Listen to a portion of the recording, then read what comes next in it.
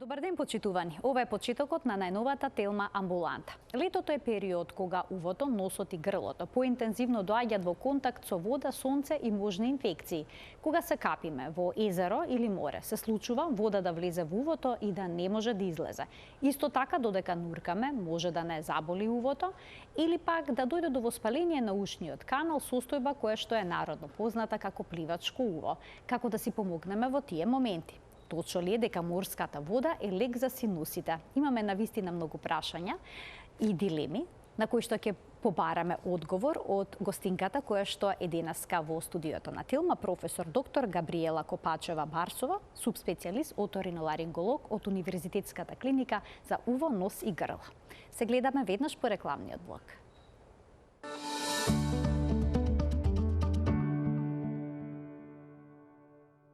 Капењето и брчкањето во вода може да доведе до низа проблеми со носот, увото и грлото. Токму за летните проблеми со овие органи кои се тесно поврзани меѓу себе разговараме со професор доктор Габриела Копачева-Барсова, оториноларинголог од Универзитетската клиника за уво, нос и грло. Професорке, добро дојдовте во студиото на Телма. Добар ден. Добар ден, Марија. Добро ве најдов на овој топол ден. Ке зборуваме за една навистина интересна тема и мислам дека летна тема. Има многу да се зборува, многу интересни работи кои што се и луѓето кои што не ги знаат. Корисни пред се препораки ќе добијат во денешната емисија, бидејќи се во летните одмори. Така е. А знам дека имам еден новинар, односно водител кој што е изузетно спремен и кој што многу се припрема околу темите, така да посебно ми е задоволство кога учествувам во вашите емисии. Ви благодарам, професорке, многу ви благодарам. Ќе започнеме со еден многу чест проблем. Кога ќе влеземе во вода, можеме да излеземе со шум во увото или пак да слушаме приглушени звуци. И обично доаѓаме до заклучок дека ни влегла вода во увото и дека таа не може да излезе. Обично каде се задржува таа вода? Во кој дел на увото? Во каналот ли е? Каде е водата? Значи, постојат многу причини кои што може да доведат до појава на шум во увото после бањање. Дали зборуваме сега за бањање во базени, во езеро, во море, во пливање, нуркање или обично кога се тушираме. Така да различни се причинителите кои што доведуваат во шум до тинитус, така наречен, или шум во самото уво, што значи дека етиологијата, односно етиолошките фактори исто се различни. Ќе почнеме од најобична работа, а тоа е приликом било какво влегување во вода. Ако човекот има ушна мас или церумен, може да тој се заглави, да го обтурира промената е овдека на ниво на надворешниот слушен канал, да го затвори слушниот канал. Ушната маст има способност да бабри, зашто е хидрофобна, и комплетно да ни го затвори каналот. Па така да не само што ќе чувствуваме шум, него ние ќе чувствуваме и промена во слухот, нема да слушаме од таа страна на увото, може да имаме чувство и на болка, па и на зуење во увото. Така да не можеме секогаш да кажеме дека еве ми влезе вода, нели како што и ќе излезе. Да, во многу случаи нели влегува водата, па некои се клумкаат, нели главата им скокаат на една нога на таа страна. И водата спонтано се излегува притисок и тоа најчесто или таа сама ќе испари. Меѓутоа тоа е една наједноставна причина која што може да го предизвика тоа. Втората причина ја реков е ушната маст, а третата причина се надеваме понатаму ќе зборуваме или да продолжам да зборувам. Дали се излачува повеќе ушна маст во летниот период? Па не, тоа е индивидуално кај секој организам. Некои луѓе доаѓаат многу често кај нас заради отстранување на ушната маст, зашто почесто се излачува. Меѓутоа, ушната маст не е по себе лоша состојка која што содржи увото. Таа е една заштитен механизам на увото кој што му возможува да не влегуваат патогени, бактерии и слично. Меѓутоа, кога таа се излачува во големи количини, може да предизвика причини, па често пати во сооднос, односно во контакт со водата, да доведе до појава на обструкција, односно затмување заснување на самото уво. Постапката е многу Дали едноставна. советувате пред да одат на одмор оние кои што имаат проблем со прекумерно излачување на ушна маса? Да се ги исперат ушите, но не само на државна болница, затоа што и премногу пациенти имаме, него ушите се перат на секаде во сите поликлиники, така да е добро да тие што имаат проблеми со ушна маса пред да одат на одмор да се ги исчистат убаво ушите, за да после не се мачат 15 дена со тоа чувство, па непријатност, па едва да чека да се дојде дома, или па да одат ако се во странство, знаеме колку е цената за едно испирање само на увото. Доколку се работи за вода која што влегла и не може да излезе, обично за колку време би требало да се реши проблемот? Видете, водата многу лесно испарува, значи со клумкање на увото таа сама ќе излезе. За 2 до 3 минути ќе излезе водата. Така да тоа е најмал проблем и не треба да разговараме за тоа. Вториот проблем веќе го апсолвиравме, но многу полошо е кога приликом бањање, а поготово во затворени простори, значи затворени, зборувам за базени, аквапаркови, каде што имаме голем промет на луѓе и популација, а второ, условите па и во домашните базени се не секогаш викаат луѓето, ние го чистиме редовно базенот, ставаме таблети за дезинфекција и слично, меѓутоа недоволната хигиена на таа вода редовно треба да се менува. Така да ја секогаш препорачувам и кога се оди и на летување да се бањате во вода која што е проточна, значи во езеро, во море, се разбира внимателно ако одите во океани, убаво и бањањето во базени. Но базените треба да бидат чисти, да се води многу сметка, а поготово имаме зошто? Затоа што многу често се одат воспаление на надворешниот слушен канал од присуството на бактерии. Тоа е тоа што го нарекуваат пливачко уво? Што ви велите дека не е среќен термин? Малце, такво уво ние немаме таква терминологија. Тоа е тоа пливачко затоа што не е пливањето причина да се јави воспаление на каналот, туку недоволно прочистената вода. Застојната вода која што стои, кој има бактерии во себе, микроорганизми. Има бактерии, може да има најобични бактерии па до многу лоши бактерии кои што тврдокорно се лечат, па може и гливични воспаления да настанат, кои што исто третманот е посебен. Така да може да почне од едно циркумскриптно, значи едно мало воспаление на надворешниот слушен канал, зборувам, на надворешниот слушен канал, кое што доведува до оток, до болка, до наглувост, до зуење на увото, или да воспалението понатаму се прошири низ целиот слушен канал, па да доведе до тоа го викаме од воспаление на надворешното, дифузно воспаление на надворешното уво е преведено на македонски, кој што навистина може да пречи, е многу непријатно и многу болно и може навистина да ви го упропасти одморот.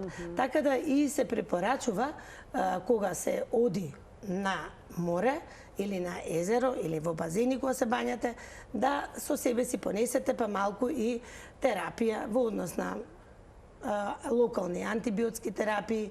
Во форма на капки? Да, во форма на капки, спреј во нос, за да не се изложувате таму да го поминете времето идејќи по доктори. Професорке, но не секој што ќе влезе во вода, еви во базен, ќе добие ваков проблем. Има ли некои што се предиспонирани? Да. Има луѓе кои што се предиспонирани и кои што предилекциона зона или слаба точка му е увото. Така да, друго, има луѓе кои што и претходно имале заболување на увото. Значи имале чести отити, може имале перфорација на тапанчето, имале хронични отити, несанирани состојби. И сите овие состојби доведуваат да, како еден тригер фактор, да оваа вода, која што е навистина убава, јас препорачувам апсолутно бањање, доведе до воспаление. Ако пациентот имал едно хронично воспаление на средното уво, ако има перфорација на тапанчето и сега вие го внесувате во средина во вода, таа вода перфорацијата го не е санирана. Ако увото гнои, ќе влезе и уште полошо, тој вика ќе одам на море, за да ќе позаборувам и за синусите из увото, да се прочистам. Да, меѓутоа тоа го може да го направат луѓе кои што се здрави, кога има веќе некој процес во увото. Ако што не е саниран, вие можете само уште повеќе да го испровоцирате и да ја внесете инфекцијата од надворешниот слушен канал во внатрешното уво и да доведе до хронично воспаление и на средното уво. Дали е паметно откако ќе излеземе од вода, доколку се бањаме, еве да речеме во базен, да си го изчистиме увото со стапчиња за уши? За најчестите грешки ќе проговориме кои што ги правиме. Да, јас сметам дека чистењето со стапчиња треба да биде редовно, но не обсесивно секојдневно да се чепка. Значи, треба да имаме таа ушна маст. Таа ни е заштита. Треба да знаат луѓето, таа не треба да ја нема. Но не треба, значи, многу да има да ви прави проблеми. Значи, убаво е да си чепкаат, меѓутоа не после секој туширање, не после секој бањање, не секој ден. Значи, таа маст не е заштита. Организмот ја створил со одредена цел да го штити организмот за да не дојде до инфекција. Колку повеќе ние го ставаме увото празно, слободно, без никакви заштитни механизми, повеќе ќе биде склоно на инфекции. А паметно ли кога, доколку ни се случуваат проблеми со ушите, да користиме штитници за уши? Има специјални штитници кои што се ставаат во увото за да не влезе водата во нив?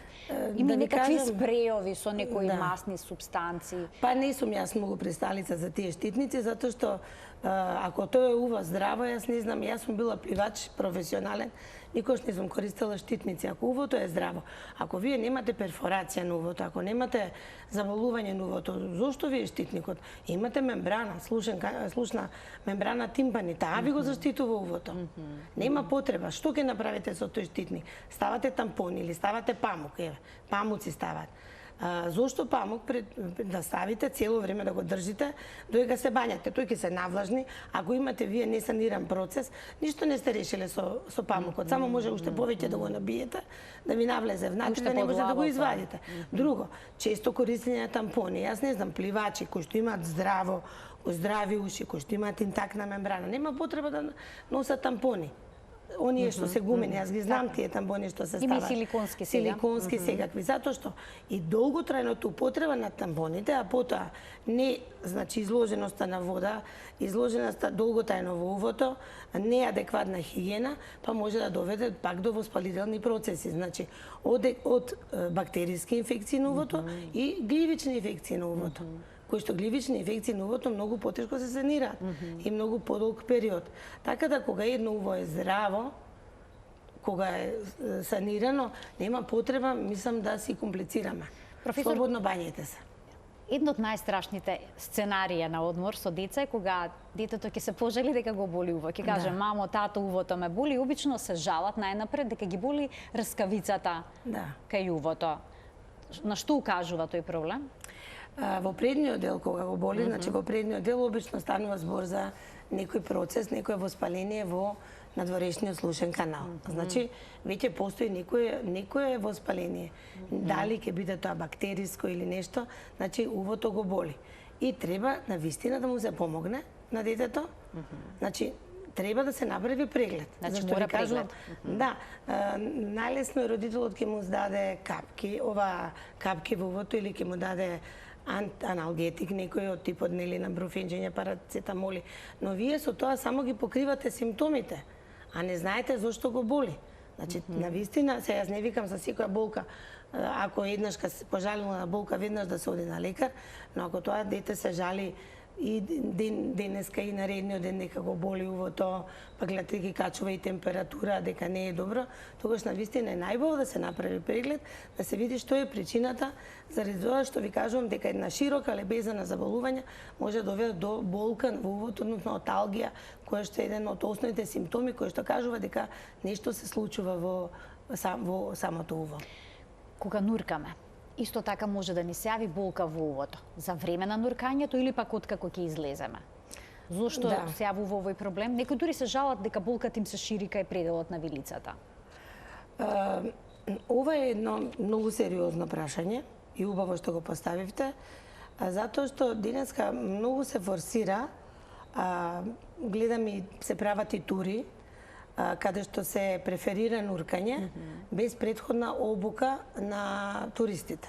Значи, дури нуркање и со маски, и со без никаква обука, и може да доведе до разни непријатни состојби и дури акцидентални состојби кои што може да доведат до трајни проблеми и трајни последици. Еве зошто, например. Увото, поготово внатрешното уво, реагира на промената на температурата и на водата и на наглата промена на притисок. Со самото нагло скокање во вода. Значи, еве, да речеме, водата е ладна, да речеме Охридско езеро 24 степени, или 25 степени. Организмот е прегреан, се сончаме. Па може ќе се напиеме некој алкохолен пијалок, па нешто и некој коктели или некои стимуланси користат. И така загреани влегуваат во водата. А јас ќе ви кажам дека еден калоричен тест кој што го правиме за испитување на увото, кој што се прави со вода, која што е околу за 7 степени потопла од нашата телесна температура, значи вода која што е 37-40 степени, предизвикува нистагмус. Движење на очното јаболко.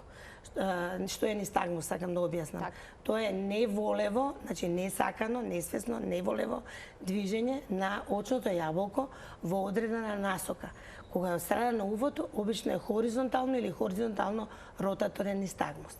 Значи, кога ние го предизвикуваме тоа за диагностички сврхи, да утврдиме дали имаме промени, значи во лабиринтот, затоа што освен надворешно и средно уво имаме и внатрешно уво, имаме школка, кохлеа, имаме ендолимфатичен систем, имаме ендолимфа, перилимфа.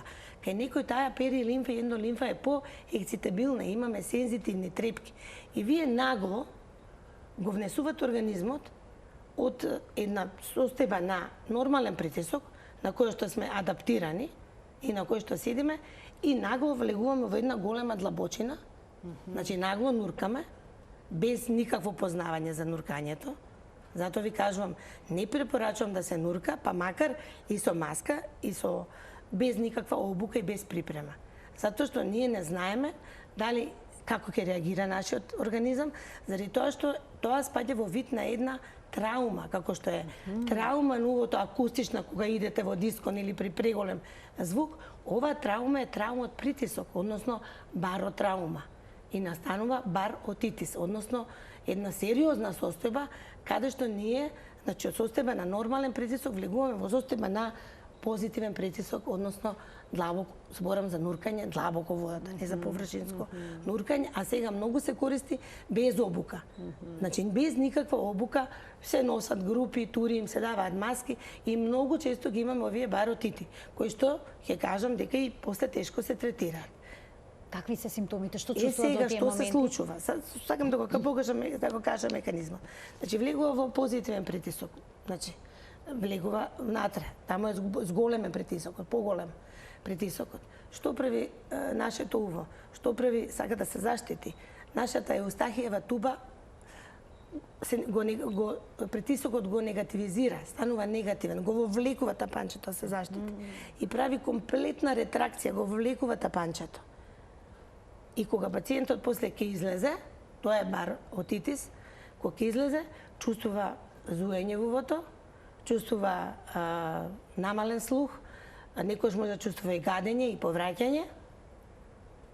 Разбирате? Заради тоа што мембраната е комплетно се повлекла навнатре. Повлечена, усисана, скроз усисана.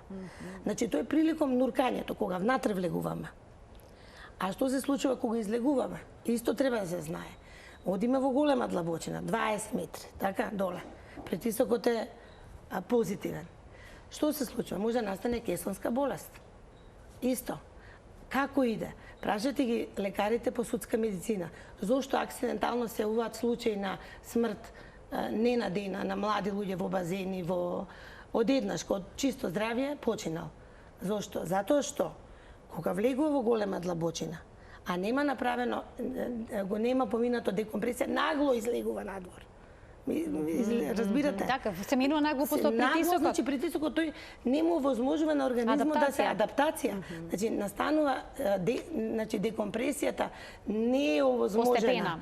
И тогаш во крвта се ослободува азотен оксид, односно ситни меурчиња, кои што се движат низ артериите и може да навлезат на секаде, па и во артериите на увото и да доведат до емболија. И да настане во моментот смрт.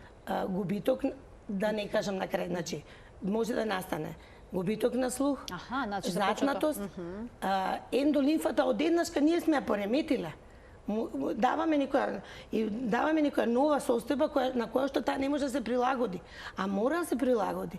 Затоа е суштината на нуркањето, школата и обуката, значи никако не влегувате нагло во вода да нуркате и никако не излегувате нагло. Заради тоа што таа енолимфата не може да го, и тој сензонеурален апарат не може да ги прати, да ги импулсите со мозокот да кореспондира со центарот за равнотежа на вестибуларниот систем.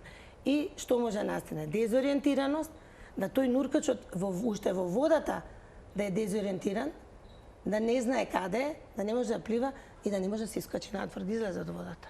Значи многу внимателно со овие тури кои што се нудат за нуркање, кои што се исклучително популарни. Исклучително се популарни без никаква припрема.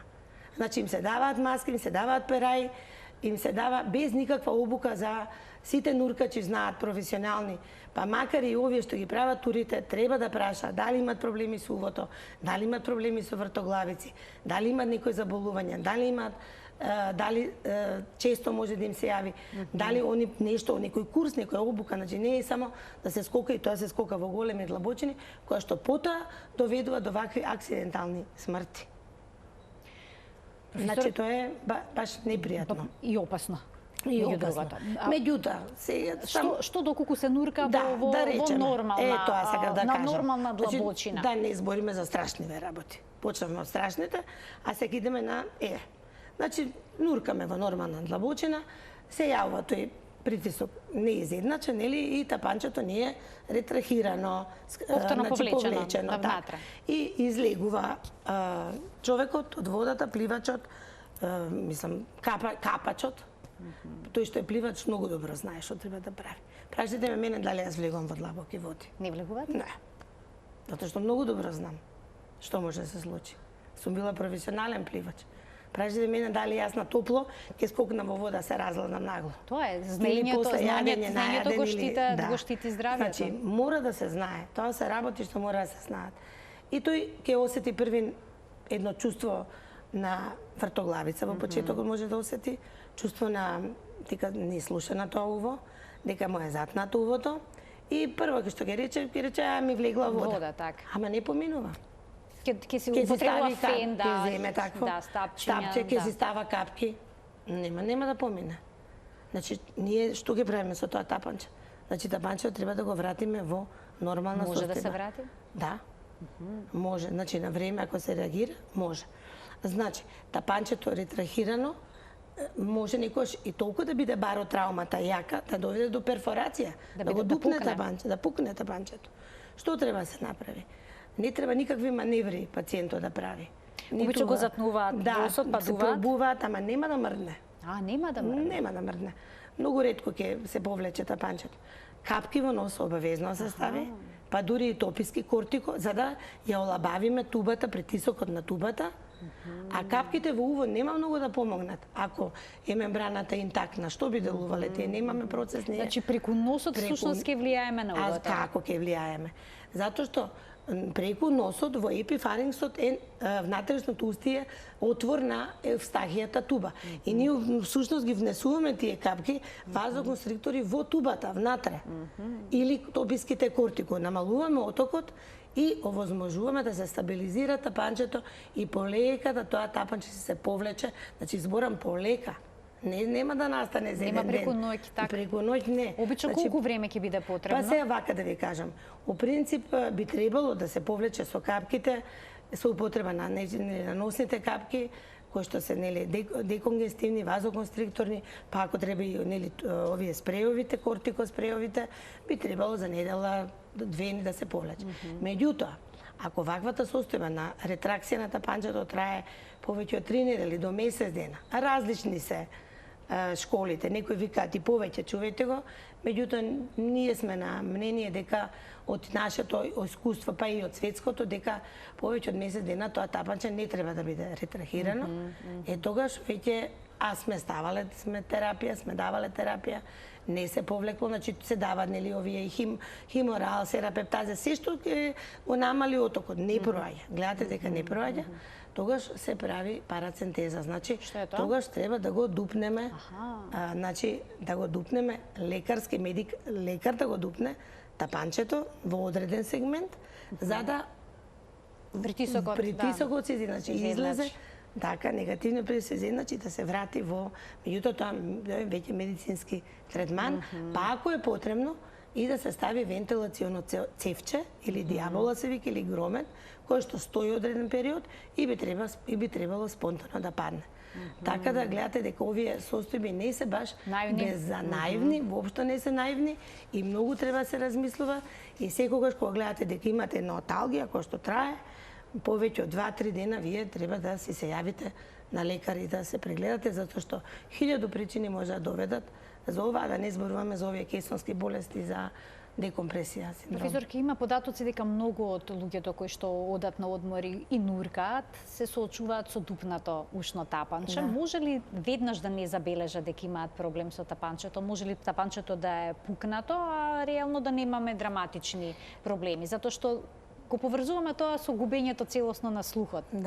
Лаички така го доживуваме. Значи, еве кажавме, тачно, тапанчето ќе се дупне од овој негативен притисок. Така, но имаме ли некакви драматични промени во слухот? Прво, намален слух.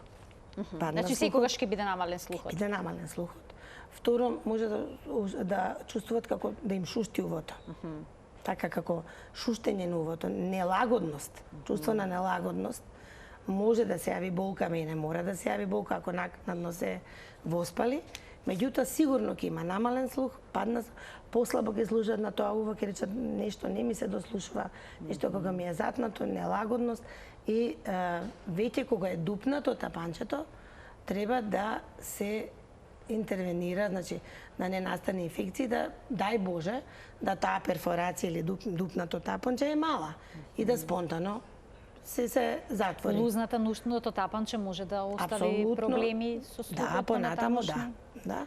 Меѓутоа, значи се зборуваме најлошите случаи да остави, меѓутоа најчесто спонтано се затвара. Меѓутоа, ако не се затвори за 2 недели, за 3 недели, за месец дена, можно и тоа, значи може, значи имаме една голема перфорација. Цело ушно тапанче ни фали. Што ќе правиме? Не можеме да го оставиме така. Тоа не е заштита.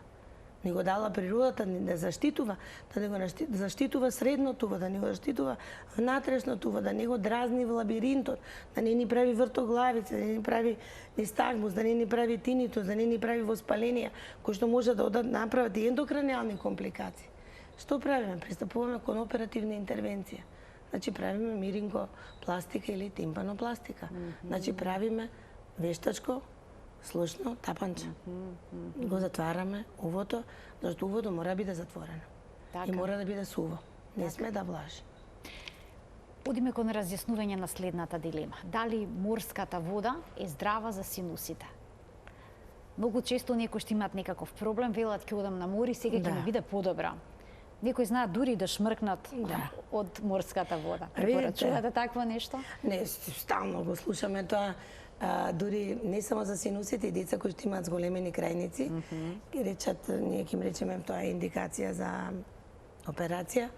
Не, ние се ќе одиме на море, па детето ќе дренира, ќе ушмркува вода и после тоа може ќе биде подобро. Ќе биде подобро ако нема патолошки промени. Значи, што е морската вода? Морската вода е солен хипертоничен раствор, кој што од една страна навлажува, која што од друга страна дренира, тоа и дома го правиме со инхалаторите, со некои со тенџере, со билки, нели го прават. Значи правиме заштита, го дренираме носот и грлото, да речеме, и крениците. Но што ако тоа дете има воспаление на синусите, кој што не е проверено? Нема ништо да направи со морската вода. Ако тој остеометален комплекс, кој што е за дренажа, кој што се наоѓа сега многу пластично, морам да кажам, помеѓу носот и максиларниот синус е затворен. Има воспаление, на хронично воспаление. Отечен е, така? Отечен, затоа нема дренажа. Ние ништо со морската вода само може лесно да направиме блага деконгестија и дренажа. Меѓутоа нема да го решиме проблемот. Пак зборувам, значи, тоа ќе делува многу добро за здрав организам. Па вие ќе видите кога ви е здрав организмот, при промена од топло во ладно, осеќате одеднаш носот ви цури, ви истекува, протекува. Тоа значи имате дренажа, тоа е добро. Меѓутоа, ако и покрај ова што го правите во морето е многу здраво, многу препарати, голема палета на препарати се врз база на морската вода. Сега да не ги спомнам фармаколошките имиња, хипертонични, постојано, па сега и со имуно, па со витамини додаваат внатре, со хиалурон, со хиалурон, значи секакви има огромна палета на препарати, се со цел да одржуваме влага, да одржиме деконгестија, да одржиме продност и да имаме една правилна дренаж. Но кога веќе имаме воспаление, значи мора и прво, да се најнапред санира. проблемот воспалението да се реши, а потоа редовната е таа дренажа, иначе таа дренажа во секој случај е многу лековита, е многу добра и навистина е убаво не само да се инхалира морската сол, да се инхалираат растенијата покрај морето, затоа се вика поубаво е на море, мада јас и сакам и езеро многу. Значи самите еукалиптусот, борот, билките се прават, сите раствори се прават за дренажа од овие растенија. Така да самото присуство на море, на бањи, на покрај езеро е многу лековито и многу е убаво, не само за дечињата, место мајките нонстоп да бидат со пумпиците и да им фризгуваат во носот, така? Секретот него тоа да се има една спондана дренажа која што е многу добра. Значи треба да се дренира носот. Треба да се дренира носот. Тоа е една од првите лекции што ги учиме, особено кога ќе имаме мало дете, но треба се практикува и кај нас во здравствените како дел од секојдневната тоалета. Ќе се задржам, професор Хишта, малку на промената на притисоците во летниот период. Исто така често се патува и со авиони на некои подалечни дестинации, не секогаш многу далечни, одат луѓе цели семејства на одмор со авион во некоја летна дестинација. И сега повторно тука се случува еден проблем со увото. Па истото. Истото е тоа со значи, овде идеме позитивен, горе исто така е зголемен притисокот. Што да се прави во тие моменти? Значи, луѓето кои што тие си знаат, скоро на сите, па и мене, ми се случува кога пилотот нагло ќе го дигне авионот, ми се затнува увото. Ви се затнува ушите како пуцкетање, дури болка, некогаш чувствувате болка, пукање, болка. Децата знаат и да плачат во тие моменти. Плачат многу деца плачат. И не треба да викаме тогаш вове плачат. Јас знам зошто плачат. И не е детето криво. Значи, доаѓа до една нагла промена во самиот притисок. Најдобро би било да се стават превентивно капки во нос. Превентивно капки. Обични капки? Сега не ги спомнам. Вазоконстриктори кои што намалуваат оток, така? Така, оток или луѓе кои што знаат дека имаат проблеми со хипертрофична слузница во носот, па и тописки кортико ќе се сприцнат да го намалат отокот и обавезно да ги прават овие васалва проби, значи кога ќе дојде да осетат дека увото им е или како им пука, како затнато, се затнува носот и се дува силно низ додека почувствуваме како се нормализира. Сами ќе видите, ќе ви се нормализира, значи ќе осетите дека тапанчето што било повлечено, значи тоа е како сте го ушмукале и тоа ќе се врати во нормалната положба. Мастика да џвакат поголемите деца, да речем, или возрастните. Дури старите доктори викаат да зборувате согласки, например труба, тараба, да се отвара овој канал, значи мастика, согласки, за да имаме една да ние го адаптираме, адаптација направиме на промената во притисоците од нормален во висок, а исто се случува и при слетување од висок па во нормален притисок. Што да прават родителите со мали деца? Цуцлата ќе помогне? Ако цица бебето полошо ќе биде со цуцлата, па ќе му ја затвори устата, носот му е затнат и уште повеќе ќе го боли. Ако цица бебето? Ако цица ги стават обично на ќе дојга, го во тие боли, моменти се ако го смирува, боли, веројатно да, утеха може наоѓаат на таков може се начин. смирува. Меѓутоа може да му стават солени капки. Решението се капките, како што спомена. Решението се капките, да. Имам уште малку време, аз имам уште многу прашања. Ќе придам на ладните пијалоци и сладоледот. Добро. Во летен период, може ли да ни создадат болка во грлото или не? Сега вака ке многу убаво прави. Значи толку сте спремна. Значи уживам со како прекрасни се соговорник во вас. вашите објаснувања. Денеска на вистина јас уживам во оваа емисија. Сега ќе ви кажам, значи баш сте го погодиле. Не толку ладните пијалоци. Да, ладните окей. Газираните и алкохолот. Значи, избегавајте жесток и јак алкохол на топло.